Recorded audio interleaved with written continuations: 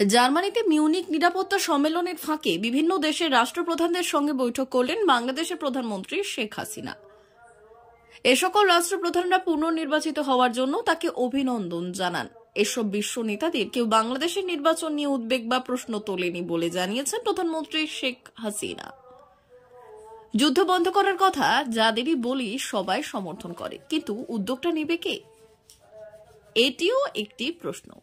যার বিশ্ব মোড়ল তারাই যদি যুদ্ধে লিপ্ত হয়ে যায়, তাহলে আর বিড়ালের গলায় ঘন্টা বাঁধবে কে? আমাদের বক্তব্য স্পষ্ট, আমরা যুদ্ধ চাই না, যুদ্ধের ভুক্তভোগী আমরা। মানুষ যে গণহত্যার শিকার হয়েছেন সেটা আমরা জানি। জার্মানির মিউনিকে অনুষ্ঠিত মিউনিক নিরাপত্তা সম্মেলন নিয়ে সরকারি বাসভবন গণভবনে শুক্রবার সকাল 10টায় সংবাদ সম্মেলনে এইসব কথা বললেন বাংলাদেশের প্রধানমন্ত্রী শেখ হাসিনা। তিনি এই দিন আরো কি বলেছেন শোনাবো। সবাইকে শুভেচ্ছা জানাচ্ছি। গত 16 থেকে 18 ফেব্রুয়ারি 2024 জার্মানির মিউনিক শহরে অনুষ্ঠিত 60তম মিউনিক সিকিউরিটি কনফারেন্স অংশগ্রহণ করি। মিউনিক সিকিউরিটি কনফারেন্স মূলত সরকার, রাষ্ট্র, সরকার প্রধান, আন্তর্জাতিক সংস্থা ও এনজিও নেতৃবৃন্দ, মিডিয়া, সুশীল সমাজ, সরকারি বেসরকারি খাতের শীর্ষস্থানীয় প্রতিনিধিগণের সকলেই অংশগ্রহণ করে থাকেন। এটি সমকালীন ও ভবিষ্যতের নিরাপত্তার স্বার্থে উচ্চ পর্যায়ে নিয়মিত আলোচনার একটি শীর্ষস্থানীয় ফোরাম হিসেবে বিবেচিত হয়ে আসছে। এবছরের ফোরামে 35 জনেরও বেশি রাষ্ট্র সরকার প্রধান অংশগ্রহণ করেছেন। বৃহৎ শক্তিগুলোর প্রতিদ্বন্দ্বিতা এবং আঞ্চলিক সংঘাত ও অর্থনৈতিক নিরাপত্তা, নিউক্লিয়ার নিরাপত্তা, খাদ্য নিরাপত্তা, জলবায়ু নিরাপত্তা, তথ্য নিরাপত্তা, পানি সম্পদ নিরাপত্তা, অভিবাসন, সাপ্লাই চেইন, আর্টিফিশিয়াল ইন্টেলিজেন্স, মহামারী ইত্যাদি বিষয়ে এবারের ফোরামে আলোচনা হয়। সফরের প্রথম দিন 16 ফেব্রুয়ারি আমি from pocket two planet scaling up climate finance সংক্রান্ত একটি উচ্চ পর্যায়ের প্যানেল আলোচনায় অংশগ্রহণ করি।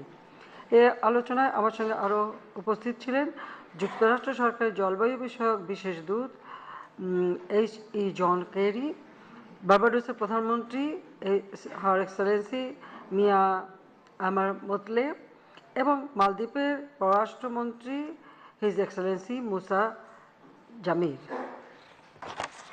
প্যানেলটিতে উদ্বোধনী বক্তা হিসেবে আমি বক্তব্য প্রদান করি। বক্তব্যের শুরুতে আমি গাজা ও বিশ্বের অন্যান্য প্রান্তে চলমান যুদ্ধবিগ্রহ, অবৈধ দখলদারিত্ব এবং নিরস্ত্র মানুষের, বিশেষ করে মহিলা ও শিশুদের অমানবিক হত্যার কবল থেকে মুক্ত করে সকল প্রকার যুদ্ধ অবিলম্বে বন্ধ করার জোর আহ্বান জানিয়েছি। অর্থনৈতিক নিষেধাজ্ঞা ও পাল্টা নিষেধাজ্ঞার বিরূপ প্রভাব যে যুদ্ধক্ষেত্র থেকেও বহুদূর পর্যন্ত অনুভূত হয়, এ বিষয়ে আমি সকলের দৃষ্টি আকর্ষণ করি। এ প্রসঙ্গে আমি অর্থহীন অস্ত্র প্রতিযোগিতার সমাপ্তি ঘটিয়ে জলবায়ু পরিবর্তনের ঝুঁকি মোকাবেলায় প্রয়োজনীয় রসদ ও অর্থায়ন সহজলভ্য এবং কার্যকর করার জন্য সকলকে অনুরোধ করেছি। মানবতার অস্তিত্বের সংকটকালে ক্ষুদ্র স্বার্থ যে শুধু অনর্থই বয়ে আনে, এগুলো বাস্তবতা আমি সকলের সামনে তুলে ধরি। আর তাই জলবায়ু পরিবর্তনের ফলে সৃষ্ট ক্রমবর্ধমান নিরাপত্তা ঝুঁকি এবং তা মোকাবেলায় অবিলম্বে প্রয়োজনীয় ব্যবস্থা গ্রহণের জন্য আন্তর্জাতিক মহলের প্রতি আহ্বান জানিয়েছি। আমি জলবায়ু পরিবর্তনের ফলে সৃষ্ট সমস্যা মোকাবেলায় প্রয়োজনীয় অর্থায়নের বিষয়টি গুরুত্ব সহকারে বিবেচনার জন্য বিশ্বের সকলকে একযোগে কাজ করার আহ্বান জানাই। জলবায়ু পরিবর্তন জড়িত বহুবিধ নিরাপত্তা ঝুঁকি মোকাবেলায় ক্ষতিগ্রস্ত দেশ ও জনগোষ্ঠীর জন্য অর্থায়নের পরিমাণ বৃদ্ধি, প্রতিশ্রুত অর্থের বাস্তবিক